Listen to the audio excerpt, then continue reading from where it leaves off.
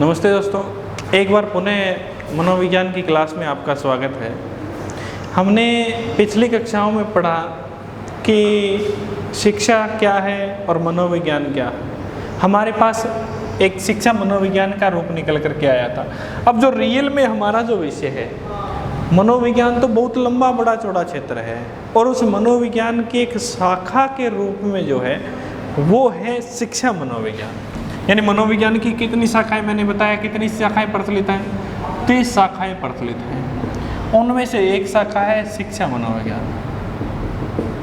शिक्षा मनोविज्ञान जिसे कहते हैं एजुकेशन साइकोलॉजी।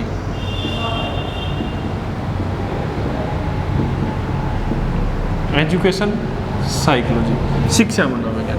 अब हमारे पास दो शब्द आए थे, मैंने आपको बताया था। एक तो हमारे पास है एजुकेशन, दूसरा है हमारे पास साइकोलॉजी। एजुकेशन का अर्थ क्या है? प्रकाशित करने वाली क्रिया,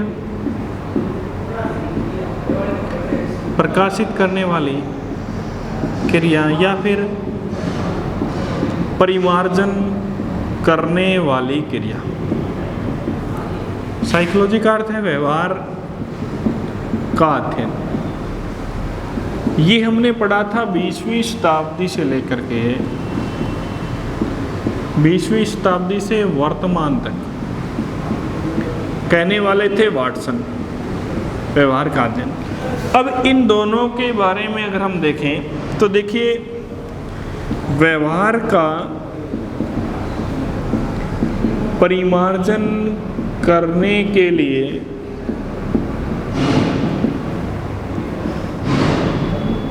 व्यवहार का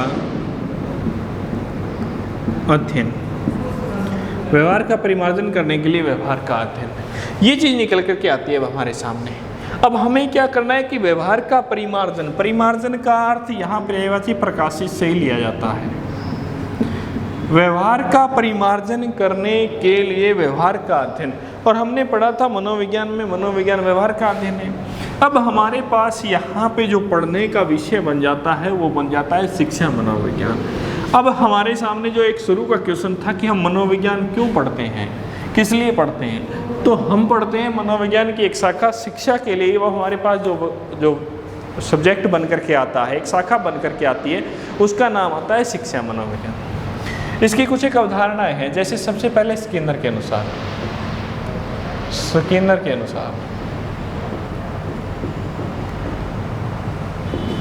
देखिए, शिक्षा मनोविज्ञान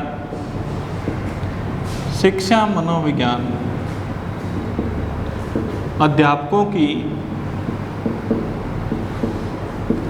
तैयारी की आधारशिला है,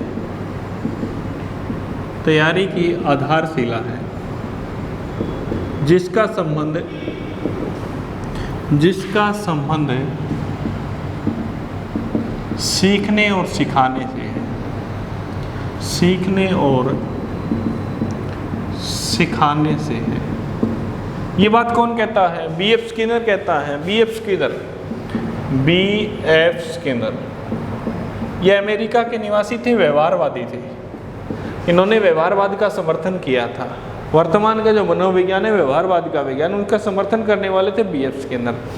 ब्यूरहस, पूरा नाम है ब्यूरहस फ्रेडरिक स्किनर, ये इनका पूरा नाम है।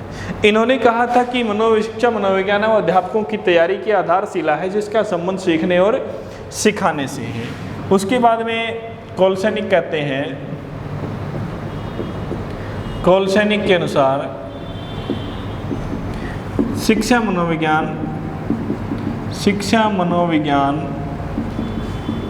मनोविज्ञान के प्रयोगों एवं सिद्धांतों पर आधारित है। ये भी बहुत अच्छी बात है। कोलसेनिक के अनुसार देखिए, शिक्षा मनोविज्ञान है वो मनोविज्ञान के किसके ऊपर? प्रयोगों पर और उस मनोविज्ञान के सिद्धांतों पर आधारित है। ये बात कौन कहता है? कोलसेनिक कहता है।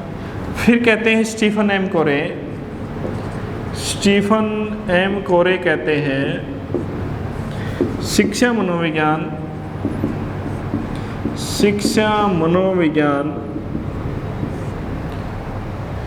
स्टीफन एम कोरे कहते हैं शिक्षा मनोविज्ञान प्राणी के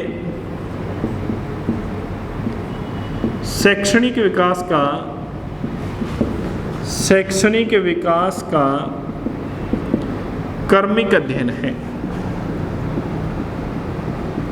शैक्षणिक विकास का क्या है? कर्मिक अध्ययन। कि जो शैक्षणिक विकास है, जो हमारा जो शिक्षा का जो स्वरूप है, जो हमारा पाठ्यक्रम है, उस पाठ्यक्रम का कर्मिक यानी लगातार एक बालक को किसी प्रकार का यानी उसका अध्ययन करवाया जाए, वही क्या है हमारे पास शिक्षा मनोविज्ञान है। अगर हम किसी उस अध्ययन को बीच में अगर ड्रॉप आउट कर देते हैं और उसके बाद पुनः उसको शुरू करते हैं तो कहीं ना कहीं उस बालक का जो विकास है वो एक सही गति में नहीं चल पाता। ये बात स्टीफन एम कोरे कहते हैं। तो ये हमारे पास कुछ एक अवधारणाएं हैं शिक्षा मनोविज्ञान के संबंध में। इसके बाद में हम चर्चाएं करते हैं कि हर एक जो चीज़ है, मैंने बार बार कही है कि किसी न किसी चीज़ का जो उदय है, उत्पत्ति है, वो किसी न किसी रूप में हुई है, किसी न किसी अकेला तो नहीं होता किसी तरीके से। तो हमारे पास जो भैया आता है बन करके, वो आता है शिक्षा मनोविज्ञान। शिक्षा मनोविज्ञान। अब शिक्षा मनोविज्ञान की उत्पत्ति के बारे में हम पढ़ते हैं। पहले हमने मनोविज्ञान का अर्थ और उसकी उत्पत्ति के बारे में पढ़ा, उसके बाद हमने शिक्षा का अर्थ और उत्पत्ति के बारे में पढ़ा, उसके बाद में हमने मनोविज्ञान और शिक्षा दोनों को जोड़ करके शिक्षा मनोविज्ञान की उत्पत्ति के बारे में हम अध्ययन कर रहे हैं। दोस्तों ये एक दौर था, 1890 ईस्वी की बात है। कब की बात है? 1890 ईस्वी की घटना है। और 1890 ईस्वी की घटना में एक टी नाम का इंसान था, टी नाम का एक अध्यापक था मान के चलिए। उसके पास दो बच्चे थे। एक तो फार्मर क्लास का बच्चा था, यानी किसान का पुत्र था, फार्मर क्लास यानी किसान का पुत्र था। एक एस यानी सर्विस क्लास का पुत्र था, सर्विस क्लास का पुत्र था। एस यानी सर्विस क्लास का पुत्र, एफ यानी फार्मर क्लास का पुत्र। वो इन दोनों को टीच करवाता था, दोनों को पढ़ाता था। अब जब दोनों को पढ़ाता था तो उसने सोचा कि जो एफ है यानी फार्मर क्लास का जो पुत्र है, इसके ऊपर तो मुझे कुछ ज़्यादा ध्यान देने की आवश्यकता नहीं, क्योंकि ये किसान का पुत्र है। वैसे भी इसके घर पे ज़्यादा इसकी देखभाल नहीं होती है सही तरीके से, इसके पिता किसान हैं, वो क्या समझेंगे, और ये इसके ऊपर मुझे ज़्यादा ध्यान देने की आवश्यकता है। वो सर्विस क्लास का पुत्र था। अब जो एफ यानी फार्मर का पुत्र जो था, उसका जो अंतिम जो परिणाम आया, उसने ऐसा ही किया। एफ क्लास के जो पुत्र, जो एफ क्लास का जो पुत्र था, उसके ऊपर कम ध्यान दिया। एस क्लास का जो पुत्र था, उसके ऊपर अधिक ध्यान दिया। जब एफ क्लास के पुत्र के ऊपर कम ध्यान दिया तो दोस्तों परिणाम ये निकला कि जो एफ क्लास का जो पुत्र था, उसके जो 55% मार्क्स आए। जब रिजल्ट आया तो उसके कितने प्रतिशत आए? 55%। और जो एस क्लास का जो पुत्र था, उसके कितने प्रतिशत आए? 50%। ये रिजल्ट निकल करके आया दोस्तों। और ये घटना एक अलग सा रूप लेकर के आती है शिक्षा मनोविज्ञान में। यहाँ पे टी जो था वो थॉर्नडाइक था दोस्तों। टी से मतलब थॉर्नडाइक। थॉर्नडाइक का पूरा नाम है एडवर्ड ली थॉर्नडाइक। एडवर्ड ली थॉर्नडाइक। टी का अर्थ यहाँ थॉर्नडाइक से है। एडवर्ड ली थॉर्नडाइक थे, ये अमेरिका के निवासी थे। कहाँ के निवासी थे? अमेरिका के निवासी थे। दोस्तों ऐसी घटना उस थॉर्नडाइक के साथ ही घटी थी। उसने क्या किया, दो पुत्र, एक फार्मर क्लास का, दूसरा सर्विस क्लास का था। फार्मर क्लास के ऊपर उसने ये सोच करके ध्यान नहीं दिया कि वो फार्मर यानी किसान का बेटा है, वो इतना ज़्यादा ध्यान नहीं देगा। जबकि सर्विस क्लास के बेटे के ऊपर उसने इतना ये समझ करके ध्यान दिया कि ये तो कहीं ना कहीं इसके घर वाले भी इसके ऊपर ध्यान देते होंगे। जबकि परिणाम उसके विपरीत निकले दोस्तों। 55% निकल करके आया फार्मर क्लास के बेटे के, और 50% निकल करके आए सर्विस। अब दोस्तों उसके मस्तिष्क में एक अलग सी हलचल पैदा हो गई थॉर्नडाइक के मस्तिष्क में कि अगर तूने यहाँ गलत किया बहुत गलत किया है। अगर तू इतना ध्यान इस फार्मर क्लास वाले बेटे के ऊपर देता तो इसके प्रतिशत यानी 5% और मार्क्स बढ़ते, यानी कहीं ना कहीं 60% यानी फर्स्ट डिवीज़न से पास हो सकता था। जितना ध्यान सर्विस क्लास के बेटे के ऊपर दिया, तब उसने इस घटना से प्रभावित होकर उसने सोचा पता नहीं इस तरीके से कितने बालकों का इस तरीके से अन्याय होता रहा होगा। अब उसने मन में ठानी, यानी दोस्तों 1890 ईस्वी की बात है। कब की? 1890 ईस्वी की बात है। और 1900 ईस्वी तक शिक्षा मनोविज्ञान का उदय करता है सही रूप में। शिक्षा मनोविज्ञान का उदय करता है अमेरिका में, और अमेरिका में उदय करने के पश्चात यही शिक्षा मनोविज्ञान का जनक कहलाता है एडवर्ड ली थॉर्नडाइक। एडवर्ड ली नाम याद रखना, एडवर्ड ली थॉर्नडाइक। आगे चल करके अधिगम में पढ़ेंगे, इसने प्रयोग भी किए थे। आगे चल करके अधिगम में पढ़ेंगे, इसने व्यवहारवादी था, इसने प्रयोग भी किए थे। प्रयास एवं त्रुटि का जो अधिगम सिद्धांत है वो इसी का है। एडवर्ड ली थॉर्नडाइक अमेरिका के शिक्षा मनोवैज्ञानिक थे, और इन्होंने सबसे पहले ये इस घटना से प्रभावित होकर के लगभग 10 वर्षों तक अथक प्रयासों के बाद 10 वर्षों के अथक प्रयासों के बाद 1900 ईस्वी में शिक्षा मनोविज्ञान को एक अलग सा दर्जा दिलाने का प्रयास किया। और इसी प्रयास के कारण थॉर्नडाइक को आज शिक्षा मनोविज्ञान का जनक कहा जाता है। किसका जनक कहा जाता है? शिक्षा मनोविज्ञान का जनक। क्वेश्चन आता है कि शिक्षा मनोविज्ञान का जनक कौन है? एडवर्ड ली थॉर्नडाइक है। दोस्तों 1900 ईस्वी में अब इसने 10 वर्षों के बाद ये सोचा, 1890 ईस्वी में इसने सोच लिया था कि ऐसा जो फार्मर क्लास के बेटे के साथ हुआ है वो ऐसा किसी दूसरे के साथ ना हो। ऐसा केवल और केवल दोस्तों आज तक जितने भी काम हुए हैं किसी सोचने मात्र से नहीं होते, उसके लिए बहुत से मेहनत करनी पड़ती है, प्रयास करने पड़ते हैं। क्या आप लोगों ने ऐसा सोच लिया कि मुझे ऐसा करना है, क्या सोचने मात्र से हो सकता है? नहीं हो सकता। उसके प्रति मेहनत और प्रयास करने पड़ते हैं, तब जाकर के उसमें किसी न किसी प्रकार की कोई सफलता मिलती है। तो दोस्तों उसी समय 1890 ईस्वी में थॉर्नडाइक के साथ घटी हुई घटना के बारे में मैं बता रहा हूँ। उसी समय की बात है दोस्तों, जब थॉर्नडाइक 1890 ईस्वी में सबसे पहले इन्होंने काम करना शुरू किया था। 10 वर्षों तक काम किया था। 1900 ईस्वी में शिक्षा मनोविज्ञान सही रूप में आया था। ये तो बात सही है दोस्तों, लेकिन मैंने कहा कि यहाँ पे जो थॉर्नडाइक ने इस घटना से प्रभावित होकर के उसने कुछ सोचा था, तो मैंने कहा कि सोचने मात्र से नहीं होता, कुछ मेहनत करनी पड़ती है। तो इन्होंने 10 वर्षों के अथक प्रयास किया, और इनके ऊपर रूसो एक दार्शनिक थे रूसो, इन रूसों का प्रभाव पड़ा। इन्होंने रूसो को पढ़ा। रूसो का एक उपन्यास था, उस उपन्यास का पढ़ा। उस उपन्यास का नाम था एमिल। उस एमिल नाम के उपन्यास को रूसो के उपन्यास एमिल को पढ़ा किसने? थॉर्नडाइक ने। और इसी थॉर्नडाइक के ऊपर रूसो के एमिल का प्रभाव पड़ा। और उस एमिल में दोस्तों बहुत ही अच्छी अच्छी बातें लिखी हुई थी। उन बातों में 3 बातें बहुत ही महत्वपूर्ण थी दोस्तों, बड़ी ध्यान देने वाली बातें। उस एमिल में सबसे पहली बात थी कि बालक है। पहली बात थी बालक पुस्तक के समान है। बालक पुस्तक के समान है, उसे आद्योपांत पढ़ना चाहिए।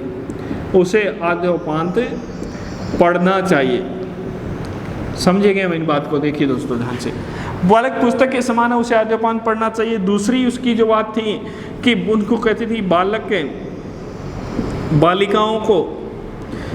बालिकाओं को आयु के अनुसार तथा लिंग के अनुसार शिक्षा दी जानी चाहिए। लिंग के अनुसार शिक्षा दी जानी चाहिए। और तीसरी इनकी बात थी दोस्तों कि बालकों को घर के बाहर की व बालिकाओं को 4 दीवारी के भीतर की शिक्षा दी जानी चाहिए।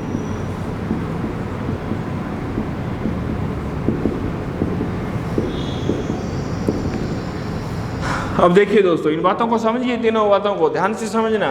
पहली बात है शिक्षा, ये जो रूसो का उपन्यास था एमिल, उसका प्रभाव थॉर्नडाइक पे पड़ा और थॉर्नडाइक ने इसको अपनाया और 10 वर्षों के अथक प्रयासों के बाद शिक्षा मनोविज्ञान को एक उच्च दर्जा दिलवाया। और इसमें पहली बात जो 3 बातें थी वो इन 3 बातों का प्रभाव थॉर्नडाइक पे पड़ा था। उसमें पहली बात थी कि बालक पुस्तक के समान है, उसे आद्योपांत पढ़ना चाहिए। अब यहाँ एक पुस्तक के समान कौन है? बालक है, उसे आद्योपांत पढ़ना चाहिए। आद्योपांत का अर्थ क्या होता है दोस्तों? आद्योपांत का अर्थ होता है शुरू से अंत तक, शुरू से अंत तक, शुरुआत से अंत तक आद्योपांत का। यानी आप घर में किसी भी की तैयारी कर रहे हो और एक अच्छे से अच्छी बड़ी महंगी से महंगी पुस्तक लेकर के आ जाओ और उस पुस्तक को आप किसी उसको बिना खोले क्या उससे बिना खोले सफलता हासिल कर सकते हो? नहीं कर सकते। चाहे कितने भी महंगी पुस्तक ले आओ, आप बेशक क्यों ना सस्ती पुस्तक ले आओ, लेकिन उसे पहले पेज से लेकर के अंतिम पेज तक उसे पढ़ोगे, तभी जाकर के कहीं ना कहीं मेहनत और सफलता हासिल हो सकती है। ये ही बात इसने इस पुस्तक एमिल में बताई थी कि बालक पुस्तक के समान है, उसे आद्योपांत पढ़ना चाहिए। इसने जो तुलना की थी वो किससे की थी? उस पुस्तक की तुलना उस बालक से की थी। उसने कहा कि ये जो बालक है, इस बालक को यानी उस बालक का पूरा अध्ययन करना चाहिए। जिस तरीके से एक पुस्तक का अध्ययन किया जाता है उसी तरीके से इस बालक का अध्ययन शुरू से लेकर के अंत तक करना चाहिए कि बालक किस स्वरूप में, किस दृष्टिकोण में कहाँ रहता है, कैसा व्यवहार करता है, कैसा वातावरण उसे पसंद है, किस तरीके की क्रियाएं करता है, किस विधि से सीख सकता है, किस विधि से नहीं सीख सकता, पुनिशमेंट की आवश्यकता है कि नहीं है। ये सारी की सारी बातें दोस्तों अगर हम उस पुस्तक के उसी विचार से देखें तो उसी तरीके से उस बालक को अगर हम उस बालक के ऊपर पूरा अध्ययन करें, यानी शुरू से लेकर के अंत तक उसे पढ़ें, तो ही हम कह सकते हैं उस बालक का सही विकास, सही दृष्टिकोण, सही रास्ते में जा सकता है। क्योंकि रूसो की ये जो पुस्तक थी उसी पुस्तक में ये बात लिखी हुई थी दोस्तों, और ये आज भी साबित होती है। अब मैंने एक ही बात कही कि आप किसी न किसी सफलता को हासिल करना चाहते हैं, किसी एग्जाम को देते हैं और वो एक बढ़िया सी बहुत महंगी पुस्तक लेकर के आ जाना और उसको बगैर खोले आप क्या सफलता हासिल कर सकते हो। तो उसी प्रकार से इसी रूसो का विचार था जो कि एमिल पुस्तक में लिखा हुआ था और उसका प्रभाव थॉर्नडाइक पे पड़ता है, और थॉर्नडाइक इस बात को अपने सिद्धांतों में अपनाता और कहता है कि बालक पुस्तक के समान है, उसे आद्योपांत पढ़ना चाहिए, यानी शुरू से लेकर के अंत तक पढ़ना चाहिए। दूसरी बात थी दोस्तों उसी एमिल में कि बालक बालिकाओं को आयु के अनुसार तथा लिंग के अनुसार शिक्षा दी जानी चाहिए। देखिए इंपॉर्टेंट बात है दोस्तों, वर्तमान में ये उस समय में बातें लिखी गई थी लेकिन वर्तमान में लागू भी हैं। यानी ये कहता है, इस बात में ये कहता है कि बालक को जो शुरू की यानी प्राथमिक शिक्षा है, प्राथमिक शिक्षा है दोस्तों, प्राथमिक शिक्षा साथ साथ दी जानी चाहिए। ये बात रूसो की एमिल पुस्तक में मिलते हैं। और उसके बाद प्राथमिक के बाद ये जो माध्यमिक शिक्षा, प्राथमिक और माध्यमिक जो शिक्षा है बालक यानी बाल्यावस्था तक, मैं एक सही मायने में अवस्थाओं के आधार पे बताऊं तो ये जो बालकों की शिक्षा है वो साथ साथ दी जानी चाहिए। बाल्यावस्था तक की जो शिक्षा है वो साथ साथ दी जानी चाहिए। इसी बात का आधार को रखते हुए बता रहा हूँ। दूसरी यानी किशोरावस्था में यानी जो ये सीनियर सेकेंडरी यानी +1 और 2 की जो शिक्षाएँ हैं जिसमें बालक उस चीज़ों के यानी लिंग के आधार पे अगर हम देखें तो उन्हें अलग अलग कर दिया जाना चाहिए, अलग अलग कर दिया जाना चाहिए। लेकिन फिर वापस स्नातक की जो शिक्षा आती है उस स्नातक की शिक्षा में उन बालक बालिकाओं को साथ साथ कर देना चाहिए। ये कारण था दोस्तों एक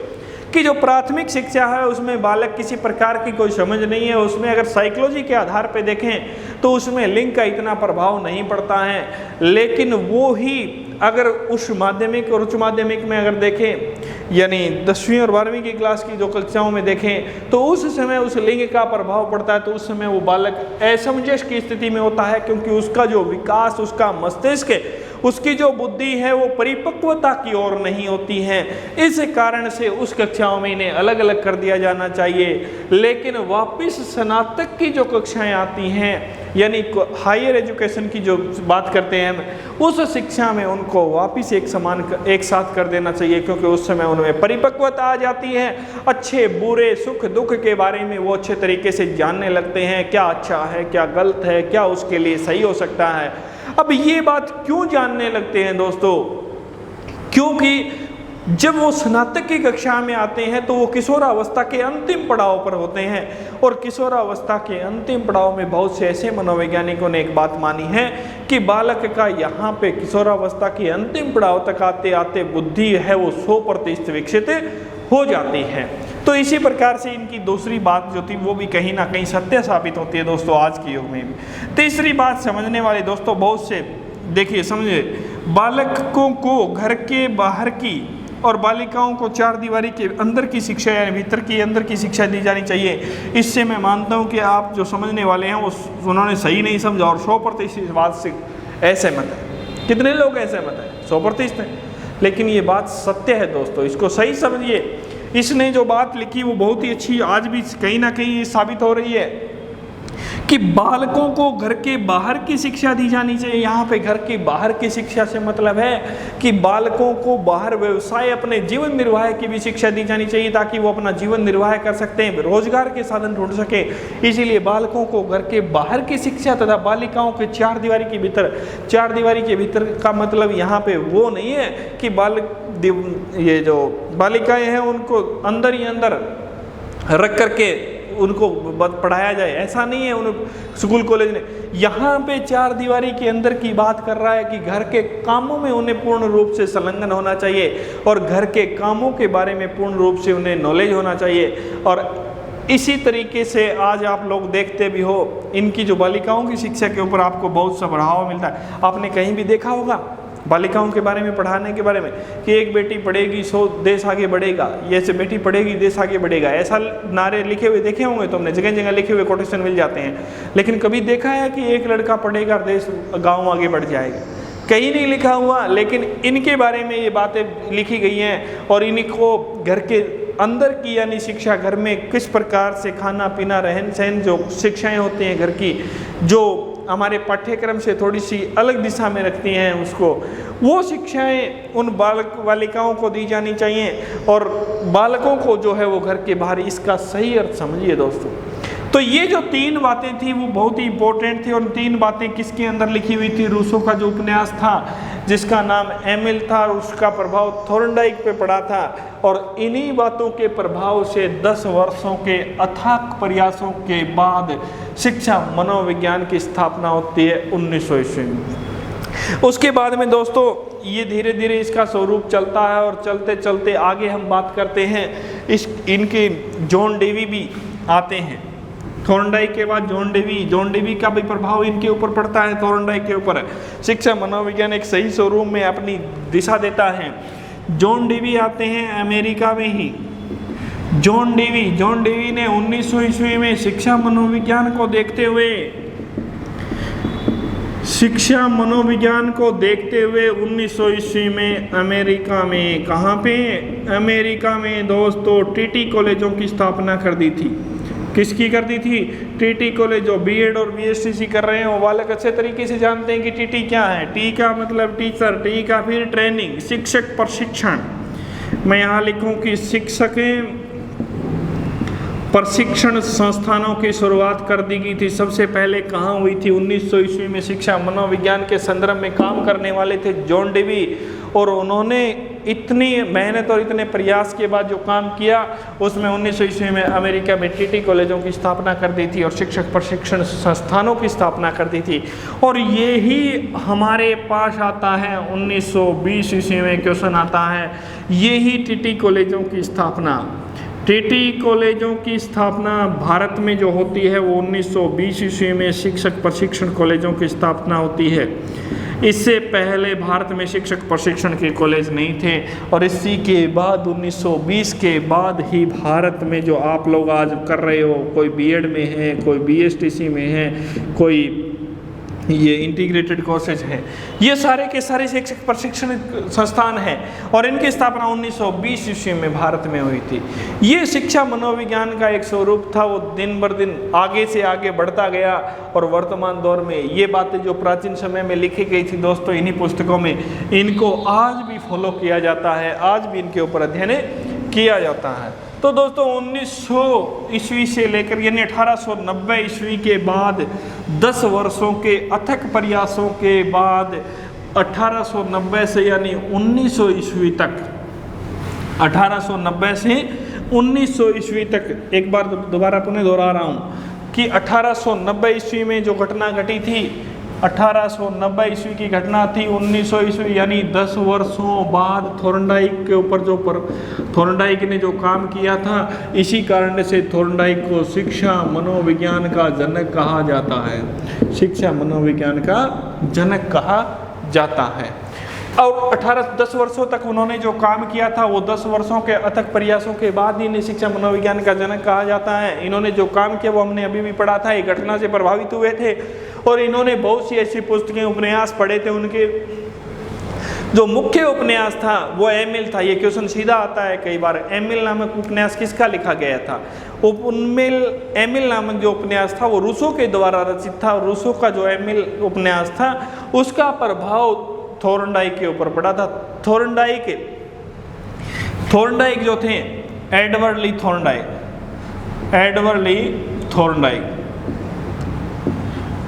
थॉर्नडाइक को एक बात और के लिए भी जाना जाता है कि शिक्षा मनोविज्ञान में, क्वेश्चन आता है कि शिक्षा मनोविज्ञान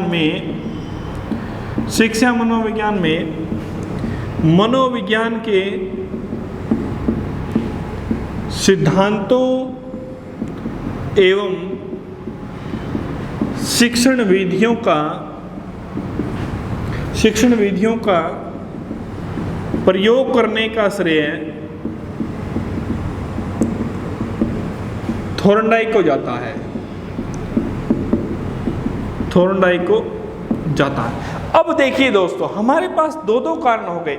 एक तो ये ऊपर वाला, ये 1890 ईस्वी में यानी 1900 ईस्वी तक यानी 10 वर्षों तक इन्होंने काम किया और काम करने के बाद थॉर्नडाइक शिक्षा मनोविज्ञान का जनक कहलाया। उसके बाद दूसरा कारण अमेरिका में एक और भी हुआ कि अमेरिका में सबसे पहले शिक्षा में क्या है कि मनोविज्ञान के सिद्धांतों को लागू करने वाला यही इंसान था। सिद्धांत यानी मनोविज्ञान के कुछ नियम हैं, उन नियमों को और वो जो शिक्षण विधियां हैं यानी हमारा जो स्वरूप है, हमारा जो पाठ्यक्रम है वो दो आधार पे चलता है। वर्तमान की शिक्षा का जो पाठ्यक्रम है वो दो ही रूपों में चलता है। एक तो चलता है मनोविज्ञान के सिद्धांतों पे और दूसरा जो चलता है वो चलता है मनोविज्ञान की शिक्षण विधियों पर। मनोविज्ञान की शिक्षण विधि इन दो रूपों में चलता है, मनोविज्ञान के सिद्धांत और मनोविज्ञान की शिक्षण विधियों के ऊपर चलता है ये पाठ्यक्रम। तो शिक्षा मनोविज्ञान में मनोविज्ञान के सिद्धांत और शिक्षण विधियों को लागू करने का श्रेय थॉर्नडाइक को जाता है। ये कारण भी रहा, इसी कारण से थॉर्नडाइक को शिक्षा मनोविज्ञान का जनक कहा जाता है। 10 वर्षों तक उन्होंने एक घटना से प्रभावित होकर के एमिल की जो पुस्तक थी उसके विचारों को भी उन्होंने वर्तमान में लागू किया। इस कारण से भी थॉर्नडाइक को शिक्षा मनोविज्ञान का जनक कहा जाता है। तो हमारे पास जो मुख्य रूप से उतर करके आता है वो ये आता है कि शिक्षा मनोविज्ञान का उदय कब हुआ। शिक्षा मनोविज्ञान का उदय कब हुआ? 1900 ईस्वी में हुआ। कब हुआ? 1900 ईस्वी में। और कहाँ हुआ?